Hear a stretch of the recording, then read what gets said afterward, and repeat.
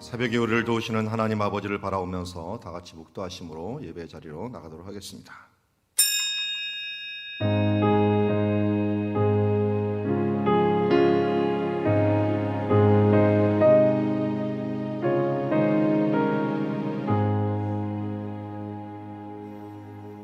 하나님, 오늘도 우리의 마음을 열고 우리의 비파와 수금을 울리며 주님 앞에 나아갑니다. 주님의 은혜의 보좌 앞에 나아가며 주님 편에 서고자 합니다. 오늘도 주님께서 우리의 삶을 인도해 주시고 이미 이루신 놀라운 일들을 우리의 기도로 우리의 영안을 열어 보게 하여 주시옵시며 주님과 함께 기쁨과 감사함으로 이 순례의 길, 또 하나님의 청지기의 사명을 감당케 하옵소서. 예수님의 이름으로 기도드리옵나이다. 우리 찬송가 423장 먹보다도 더 검은 함께 찬양하며 나가도록 하겠습니다.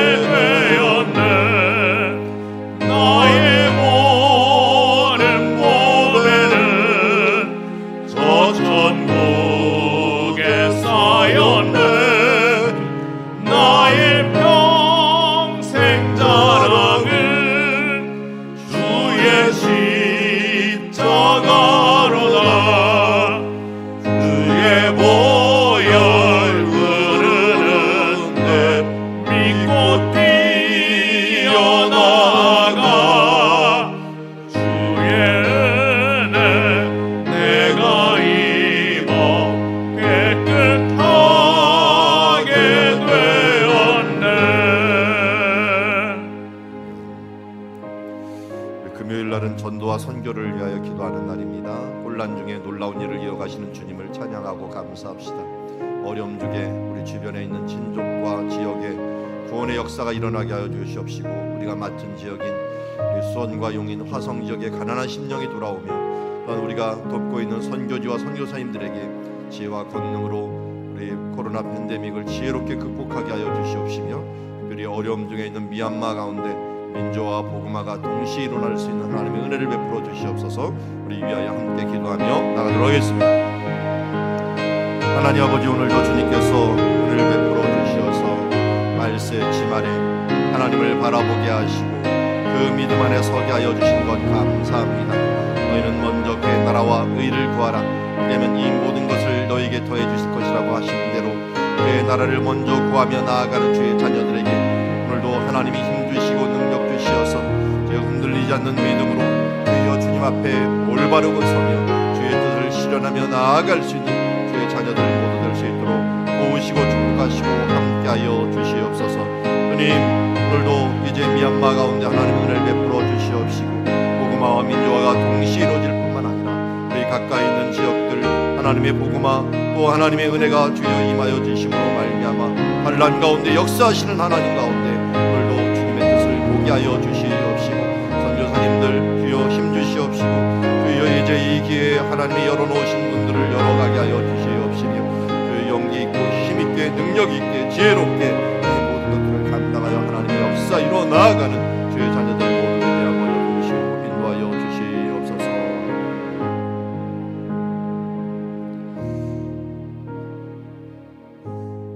하나님 아버지, 오늘도 주의 말씀을 의지하며 나아갑니다. 증인되어 하나님의 사명 이루라는 뜻대로 가까운 곳은 우리의 친족과 이웃과 나아가서 우리 맡고 있는 수원과 용인 화성 지역 가운데 하나님의 복음을 전할 수 있는 우리 성도들 되게 하여 주시옵시고 또한 이제 선교지 가운데 어렵고 힘든 부분들이 많이 있습니다. 그러나 하나님께서 열어놓은 그 문들을 지혜롭게 바라보면서 하나님께서 일하시는 곳들을 주님과 함께 동행하며 잘 감당케 하여 주시옵소서. 주여, 이제 미얀마 가운데 어려움을 주께서 너무나도 잘 아시오니 주님, 민주화뿐만 아니라 복음화가 속히 이루어져 하나님 안에서 이제 복음의 열매들이 또 하나님의 생명들이 건강하게 많이 열려나갈 수 있는 시간들 되게 하옵소서. 예수님의 이름으로 기도드리옵나이다. 자, 오늘 우리에게 주신 하나님의 말씀은 출애굽기 11장 1절부터 10절 말씀, 마지막 재앙 경고라는 제목을 가지고 말씀을 함께 보도록 하겠습니다. 우리 한 절씩 교독합니다.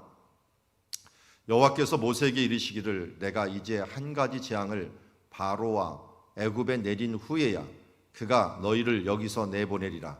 그가 너희를 내보내실 때에는 여기서 반드시 다 쫓아내리니 백성에게 말하여 사람들에게 각기 이웃들에게 은금 패물을 구하게 하라 하시더니 여호와께서 그 백성으로 애굽 사람의 은혜를 받게 하셨고 또 그 사람 모세는 애굽 땅에 있는 바로의 신하와 백성의 눈에 아주 위대하게 보였더라. 모세가 바로에게 이르되 여호와께서 이와 같이 말씀하시기를 밤중에 내가 애굽 가운데로 들어가리니 애굽 땅에 있는 모든 처음 난 것은 왕위에 앉아 있는 바로의 장자로부터 맷돌 뒤에 있는 몸종의 장자와 모든 가축의 처음 난 것까지 죽으리니 애굽 온 땅에 전무후무한 큰 부르짖음이 있으리라. 그러나 이스라엘 자손에게는 사람에게나 짐승에나 개 한 마리도 그 혀를 움직이지 아니하리니 여호와께서 애굽 사람과 이스라엘 사이를 구별하는 줄을 너희가 알리라 하셨나니 왕의 이 모든 신하가 내게 내려와 내게 절하며 이르기를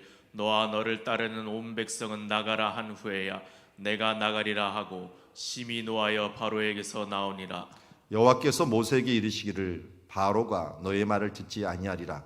그러므로 내가 애굽 땅에서 나의 기적을 더하리라 하셨고 모세와 아론이 이 모든 기적을 바로 앞에서 행하였으나 여호와께서 바로의 마음을 완악하게 하셨으므로 그가 이스라엘 자손을 그 나라에서 보내지 아니하였더라. 아멘. 자, 드디어 마지막 날 앞서서 마지막 경고를 해 주십니다. 우리 10가지 재앙들을 계속 보았지만 10가지 재앙 가운데 경고를 한 것들이 있고 하지 않은 것들이 있어요. 그래서 어떻게 보면 연속적으로 일어나는 부분들도 있지만 여기서는 아주 큰 일들에 대해서는 큰 재앙에 대해서는 분명히 경고를 해주는 것을 보게 됩니다. 마찬가지죠. 하나님이 이 애굽에게 행하였듯이 우리에게도 그렇죠. 가깝게는 우리 몸에게도 경고를 사인을 내린 다음에 갑자기 아프지 그냥 아픈 예들은 거의 없는 것 같습니다. 그뿐만 아니라 우리 지금 현대 사회에서도 하나님께서 심판하기 전에 지속적으로 우리를 경고하시죠. 그래서 한두 번 경고하시다 안 되면 더 큰 것으로 나오는 것을 보게 됩니다. 우리 코로나19라고 하지만 코로나균이 그동안 나타났었죠.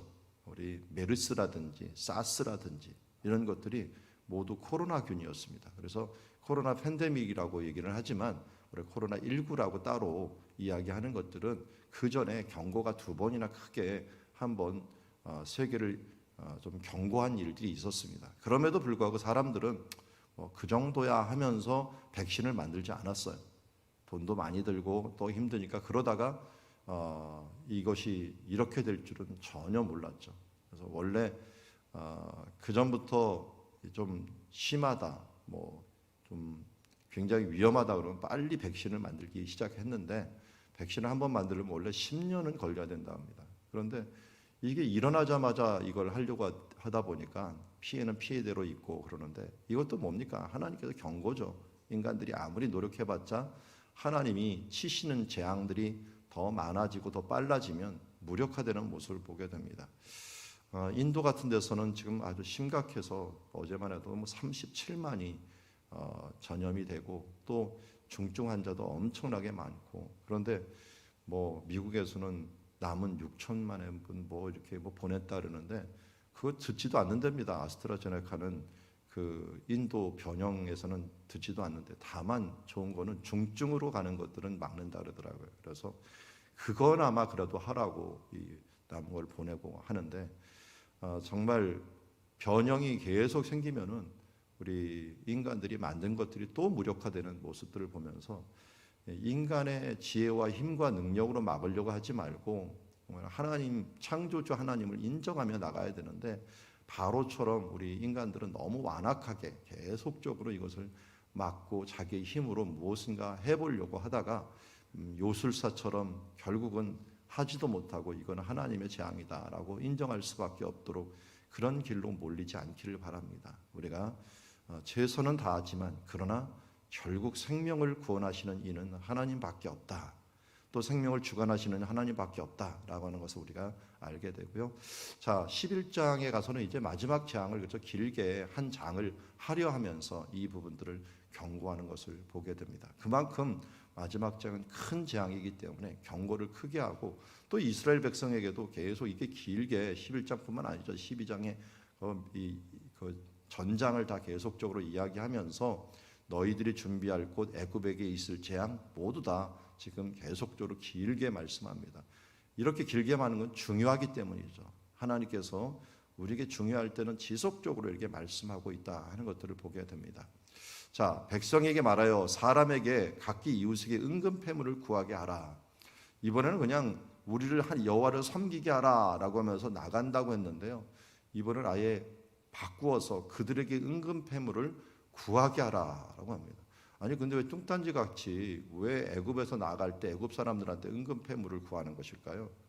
우리는 결론적으로 성경에 나와 있는 이야기는 이미 이루어진 이야기들이 있기 때문에요. 결론적으로 보면 왜 그때 그렇게 했는가 하는 것들을 알게 돼요. 이것은 자기가 갖는 것이 아니라 이것을 통해서 나중에 무엇을 했죠? 성막을 만들었어요. 성막을 만들고 성막에 금이라든지 은이라든지 하는 그 모든 것들에 대한 재료로서 사용이 되는 것을 보게 됩니다. 원래 은금은 다 대부분 어디로 갔는지 아십니까?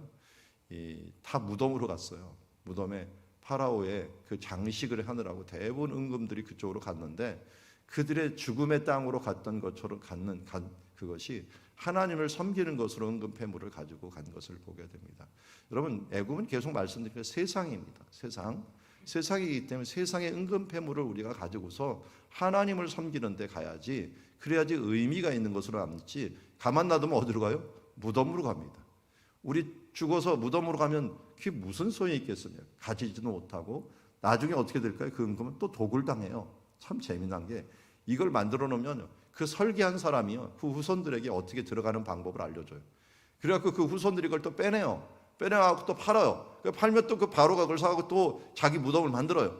이게 계속 순환하면서 금이 돌아갔던 모습들이 발견이 됩니다. 그만큼 인간이라고 하는 존재가 이렇게 죽음을 준비했다가 죽고 난 다음에 또 산 사람에게 또 뺏기고, 또 이게 돌아가면서 결국 그것 때문에 수치스럽게 회파되고 벗겨지고 하는 모습들을 우리가 바라보게 됩니다. 이런 은금 패물들을 우리가 사용해서 하나님 앞에 참 쓰임받는 사람들, 여기도 보십시오. 인간의 생명이 참 하나님 편에 선다는 것들, 하나님께 드려진다는 게 얼마나 중요한가 하는 게 3절에 나와요. 여호와께서 그 백성으로 애굽 사람의 은혜를 받게 하셨고, 또 그 사람 모세는 애굽 땅에서 바로의 신하와 백성의 눈에 아주 위대하게 보였더라. 모세가 한 일이 뭡니까? 모세는 그냥 하나님 편에 섰어요. 하나님이 하라는 대로 여호와께서 모세에게 이르시되, 그러면 모세는 뭐예요? 모세는 여호와께서 이르시되 바로야 이렇게 하면서 그들에게 전달한 것뿐이에요. 그런데 뭐가 됐어요? 그는 위대한 존재가 되었어요. 나중에는 하나님같이 보였어요. 우리가 주님 편에 선다는 것, 주님 뜻대로 행한다는 것, 주님의 축복의 통로가 된다는 것은 그냥 파이프라인이 된다는 것이 아니에요. 주님의 통로가 되면은 그 사람이 그 사람으로 보이는 게 아니라 그 사람 뒤에 있는 하나님으로 인하여 위대한 존재가 될 수 있다는 것입니다. 반대로 한번 생각해 보세요. 바로는 어떻게 되어버렸을까요? 지도자 한 명이 얼마나 중요하다는 건 여기도 나와요. 지도자 한 명이 사리 판단, 분별력이 없음으로 말미암아 계속 완악한 마음을 가져서 어떻게 됐을까요? 나라가 다 망해버렸어요. 모든 재앙들이 다 오면서 심지어 사람들까지도, 장자들까지 죽게 되는 지금 위험까지 처하게 된 것을 보게 됩니다. 한 사람이 한 가족을 살릴 수도 있고, 한 지역을 살릴 수도 있고, 한 나라를 살릴 수도 있습니다. 이렇게 구원의 역사를 이룰 수도 있고, 한 사람을 통하여 지금 모세, 오경, 창세기, 출애굽기, 레위기, 민수기, 신명기를 우리에게 남기면서 그 역사를 남겼을 뿐만 아니라 그 말씀을 남김으로 말미암아 대대로 지금 몇천 년이니까 3,500년가량이 지났는데도 불구하고 모세, 오경 하면은 이슬람, 유대교, 기독교 모두가 인정하는 세계 유일 신교 3대 종교가 다 인정하는 말씀이 되어버린 거예요. 하나님의 통로가 된다는 것은 이처럼 위대한 일입니다. 그냥 기계적으로 우리가 하나님의 통로가 된다는 게 아닙니다. 나는 약하지만 하나님은 위대하시기 때문에 우리가 주님의 뜻에 따라서 주님의 뜻의 삶을 이 땅에 펼쳐낼 때 우리는 이 땅에서 신과 같은 존재로서 사탄도 건드리지 못하고 세상 사람들도 위대하게 볼 수밖에 없고, 생명을 살리는 자요, 생명을 구하는 자요, 영원토록 선한 영향력을 미치는 사람이 된다는 것입니다.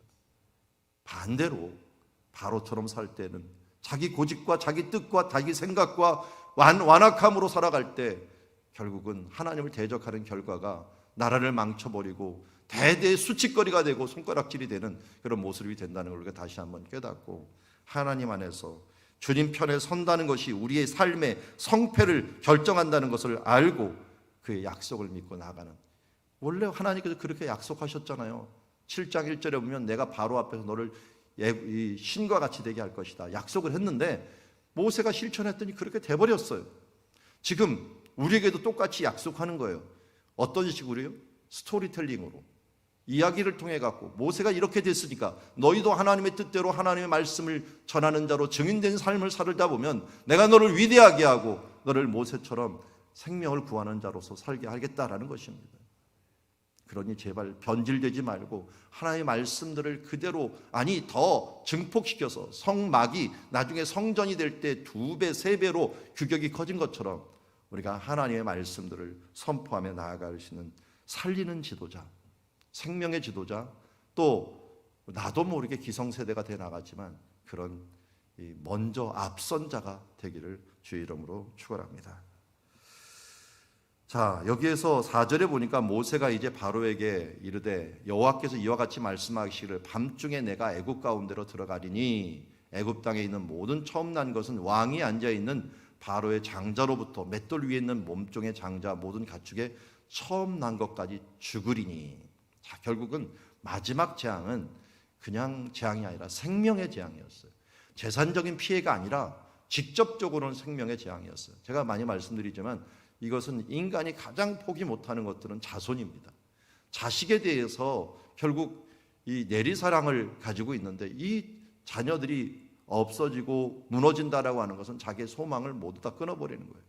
땅의 소망, 하늘의 소망, 모든 것이 끊어져도 그래도 자식 소망 때문에 살아갈 수 있려고 하는 그런 인간에 대해서 마지막 그들의 숨통을 끊어놓는 것처럼 소망을 끊어놓는 것을 보게 됩니다. 하나님의 사랑이 왜 위대합니까? 당신 자신을 주는 것보다 더 큰 사랑이 무엇입니까? 자신의 독생자 아들을 주시는 것입니다. 우리를 얼마나 사랑하셨으면 자기 생명보다 더 아끼는 독생자 예수를 우리에게 내어주셨습니까? 반면에 그가 희생될 때 얼마나 하나님께서 아프셨습니까? 지진이 일어나고 이 휘장이 찢어지면서 그의 아버지의 마음은 무엇으로 우리에게 표현해 줍니까? 아브라함이 이삭을 드리는 장소에서 일부러 예수님을 죽이심으로 말미암아 내 마음이 이 마음인데 너희가 이 마음을 아느냐 하면서 우리에게 여호와 이레라고 하는 것으로 이미 말씀하셨던 것을 보게 됩니다. 장자의 재앙은 어쩌면 그들의 죗값에 해당하는 것도 될 수 있지만 마지막 그들의 숨통을 끊어버리는 것이고 그 아픔을 통하여 굴복하게 만드는, 너희들은 하나님 앞에 할 수 없다라는 것을 알려주는 하나의 슬픔의 재앙이라고 할 수가 있습니다. 그래서 애굽 온 땅에 전무후무한 큰 부르짖음이 있으리니, 모세가 손을 들 때마다, 지팡이를 하나님께 명령대로 들 때마다 전무후무라는 말이 계속 나옵니다.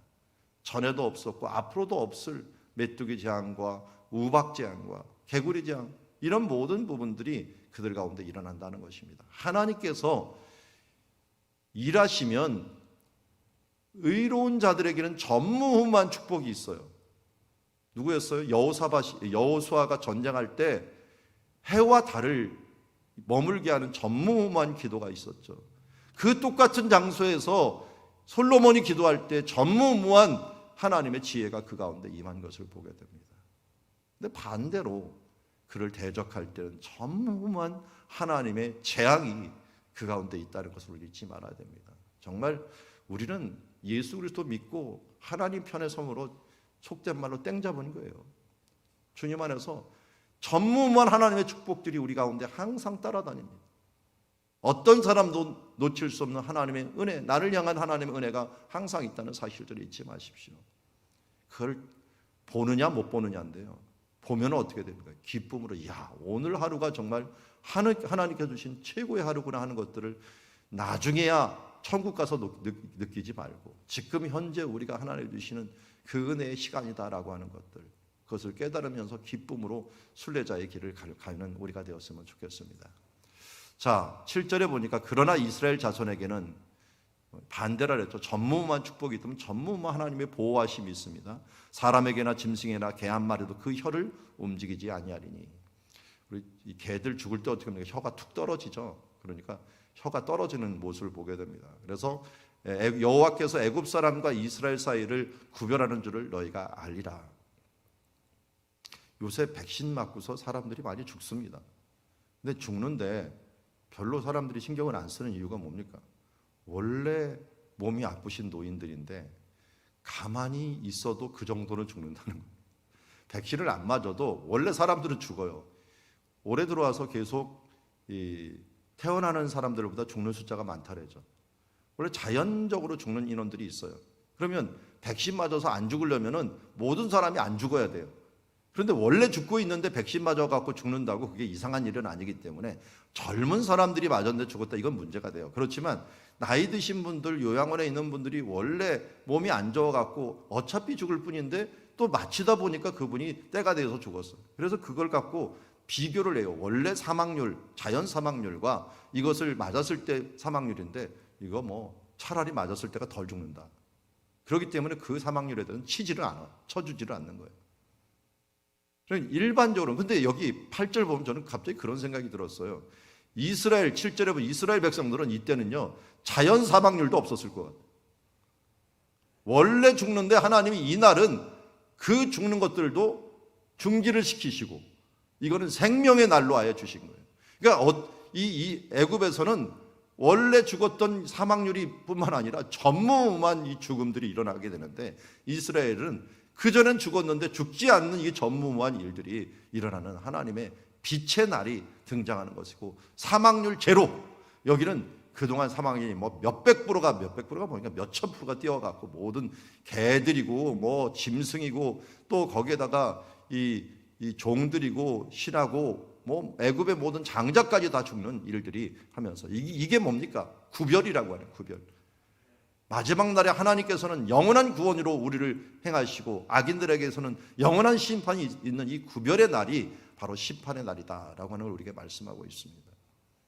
여호와께서 모세 이 왕이 모든 신하가 내려와서 절하고 이제 너와 너를 따르는 온 백성은 나가라 한 후에야 내가 나갈 거야. 이번에는 그냥 호통을 치고 하는 것이 아니라 절하고 제발 나가 주십시오라고 부탁할 때 내가 갈 것이다 라고 얘기합니다.